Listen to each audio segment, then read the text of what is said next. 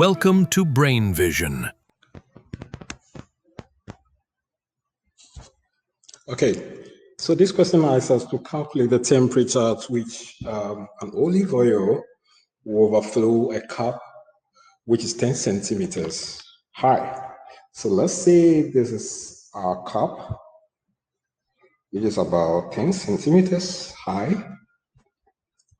All right. Now, let's say this is our olive oil. In this question, we're told that the olive oil is 2 millimeters below the surface of the cup or below the top of the cup. All right. Now let's get to know the values for the volume of expansion for glass and then olive oil. Now the volume of expansion for olive oil, let me say beta subscript O is equal to 6.8 times 10 to the power negative 4 per degree Celsius. All right. And then that of the glass, let's say beta subscript G is equal to 2.7 times 10 to the power negative 5 per degree Celsius as well, per degree Celsius. All right. Now, looking at these values or looking at the volume of expansion for glass and then the olive oil, we can say that the olive oil will expand faster than the glass. Okay, looking at the value. So what this basically means is that the olive oil will absorb more of heat than the glass will absorb. All right. Now let's step down to write some of the important information that we have as well. So we're told that the glass and then the olive oil are at an equilibrium temperature. Let's say T initial is equal to 22 degrees Celsius. All right.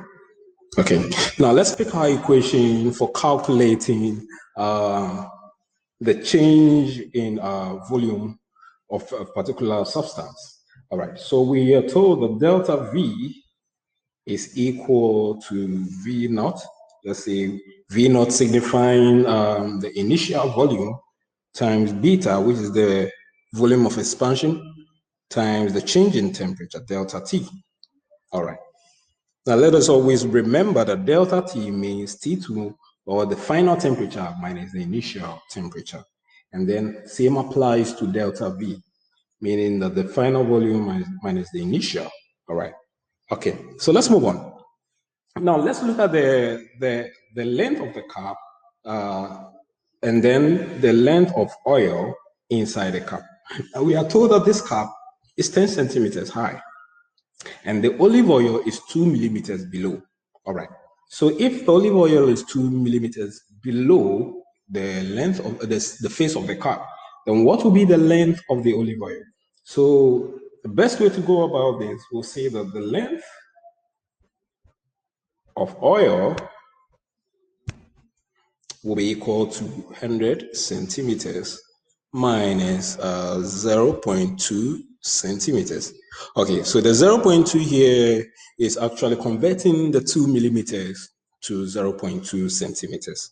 All right, okay. So the length of oil inside the cup will be 9.8 centimeters. Never mind, later on we'll convert the centimeters also to meters, as in working in the SI unit system. Okay, so now, what equation are we going to use here? Now, we are told that the olive oil is 2 millimeters below. Now, this is what we need to understand, that even though the glass and the oil are all expanding at their respective expansion value, the area of the glass is the same area occupied by the olive oil. So the area of this glass controls the area of the olive oil. But the only thing that doesn't control the dimension of the olive oil inside the cup is the height, because the cup is open at the top. So as the olive oil expands, the only area that it can expand to and overflow is concerning the height. is concerning the height. So the area is the same area for the olive oil. All right. So then when we are looking at the volume, we need to take into consideration that the area is the same for both materials. All right. So what we should be so much concerned about is the length. All right. So let's pick our formula. Now, this is the formula we're going to use. Delta V subscript O, or let me say subscript oil, right into bracket, minus delta V subscript the glass. Let me write V subscript G. All right. It's equal to 2 times 10 to the power negative 3. I will explain this shortly, times the area A. Good. Now, this is the formula we're going to use. Now, the 2 times 10 to the power negative 3 that we've seen about is actually the 2 millimeters difference in the height of the olive oil and then the glass. All right. So this 2 millimeters times the area is the volume difference between the olive oil and then the glass. Is the volume difference between the oil and then the glass. All right. So let's move on with our equation. So when we already know that delta V is equal to V times the initial volume times the volume of expansion, coefficient of volume expansion times the change in temperature. All right, so if we have this equation, let us move on straight away and write the final equation for what delta V stands for and then equate it to this. All right, so have beta, let me write B subscript O times V subscript, let me say oil, all the same. Now, because I use V naught already in the equation, I do not want to be using the V naught again. So let me use V subscript oil. Okay, all right. Times the change in temperature minus beta naught of the glass. Okay, beta naught of the glass times the volume of the glass. Let's say V subscript G times delta T. All right. And now all of this is equal to 2 times 10 to the power negative 3 times the area. So this is the volume difference. Okay, so the change in volume is equal to the volume difference that we have, which is the 2 times 10 to the power negative 3 times the area. Okay, all right. So let us not forget that volume is equal to the length times what? Area. Let us not forget this. Okay, let's move on.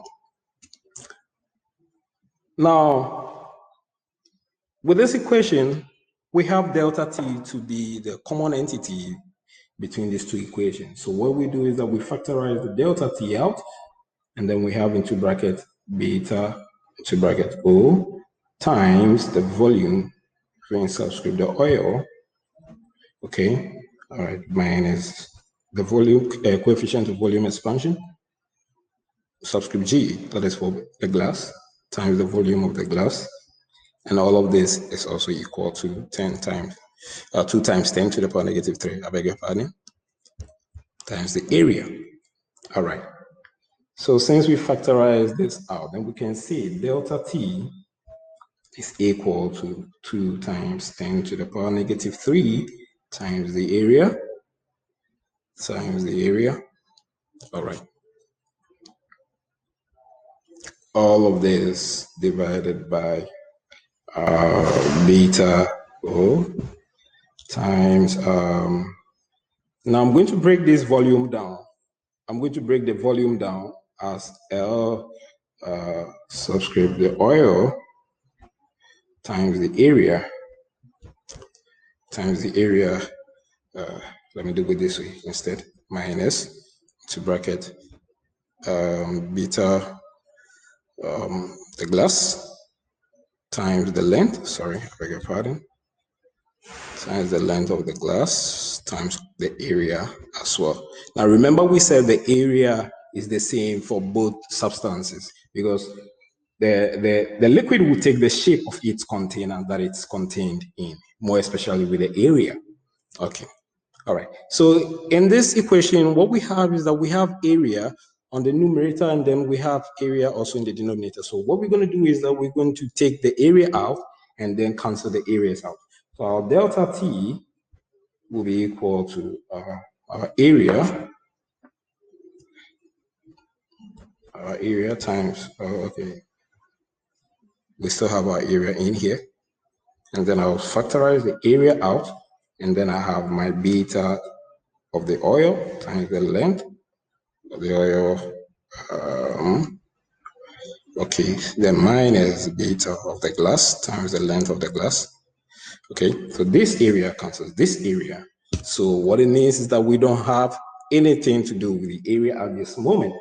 All right, so straight away we go in and put in our values. We have 2 times 10 to the power negative 3 divided by, this is where the calculation starts from, divided by, we have 6.8 times 10 to the power negative 4.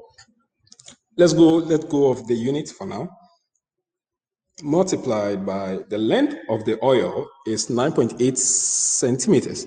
Now convert centimeters to meters, and that should give us about 0.098. All right, and then minus into bracket the coefficient of volume expansion of the glass, 2.7 times 10 to the power negative 5, multiplied by the length of the glass, which is 10 centimeters. Converting to meters, we have about let's say 10 times 10 to the power negative 2. 10 times 10 to the power negative 2, or you can also say 0.1 meters. Okay, all right.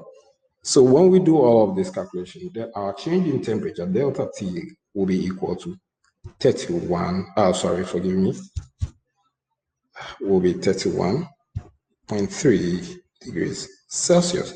Now remember that this final temperature that we had is actually the temperature difference between the final temperature where the glass, where the olive oil overflows the end of the cup, and then the initial temperature. So we know that delta T is T final minus T initial, okay, which is equal to the 31.3 degrees Celsius.